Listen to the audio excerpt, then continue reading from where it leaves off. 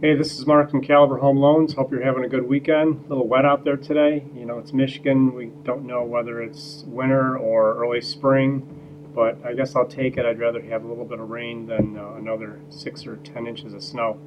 So let's look at the markets a little bit. But before we look at the graphs, let's talk about the past week. So I've gotten some calls from clients wondering if the impeachment hearings is going to impact rates. And as we've discussed before, unless the prevailing thought is that not much is going to happen. The Senate hearings will come to an end, and President Trump will remain in office, and so that's the expectation. And so as long as that happens, the markets will pretty much look at it as a non-event.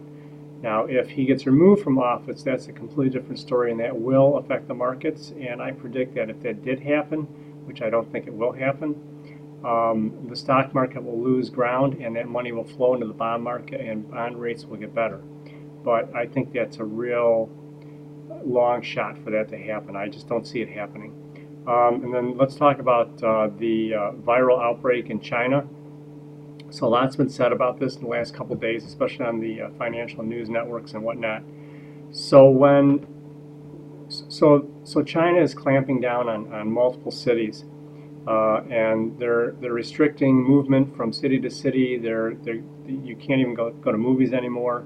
So how does that affect our markets? Well, it's going to start to, if this continues and it gets worse, it'll start to restrict economic activity. And even though we think of this as a China problem, this is a global problem.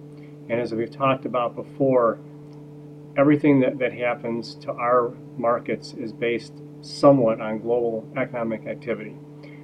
So we'll have to keep an eye on that and how that affects the global economies and how that affects the U.S. economy moving forward. Again, the stock markets will move depending on what they think. If they think the business is going to continue or business is going to decrease a little bit. And there's always the flight to safety of the bonds, which decreases rates, which is what happened this week. There was a flight to safety, and rates actually got a little bit better between Monday and Friday. So other than that, the reports that came out last week were pretty close to what was expected, so it didn't have a huge effect. So I don't suspect that moving forward. I don't think that China is going to have a big effect, and I don't think the impeachment is going to have any effect. Now, there are some reports coming out next week that will affect the markets. New home sales, it's important, but it's not a huge mover. The big deal is the Fed meeting. There's a Fed meeting on Wednesday. Weekly jobless claims comes out on Thursday, which is a big deal. The fourth quarter gross domestic product inflation rates are going to come out. That's a big mover. So if the number is higher than expected, that will cause rates to go up.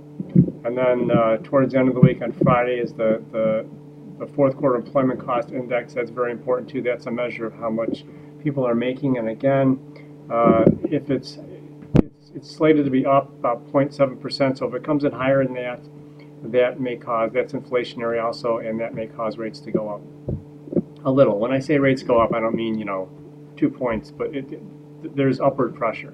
So let's just look at the graphs real quick. So what we're looking at is Friday's graph.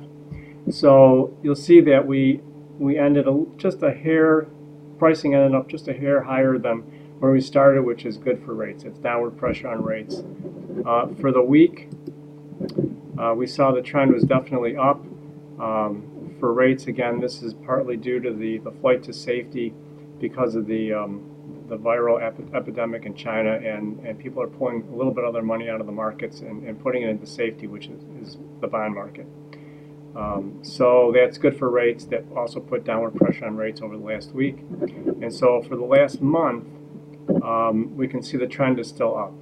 So as prices go up, rates go down. So there's still downward pressure on rates over the last month. So rates are still in a great place. I mean, for the most part, with good credit, a standard purchase, single family, we're still looking under 4%.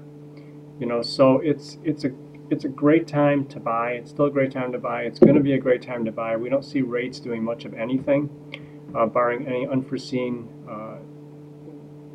forces in the market. Now, again, the China thing, if it becomes to unravel with the epidemic, if how it impacts the rest of Europe and Asia and possibly North America, that could impact the markets, but we'll just have to wait and see how that works. So again, if it's a great time to refinance. There's still a ton of people out there that still haven't refinanced, that are in a position to put themselves in a much better financial position, increase their net worth.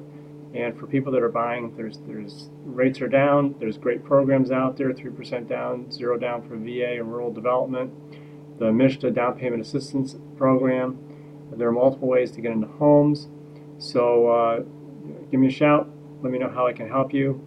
If you're out and about this weekend, stay dry. 248-705-8431. Have a great day.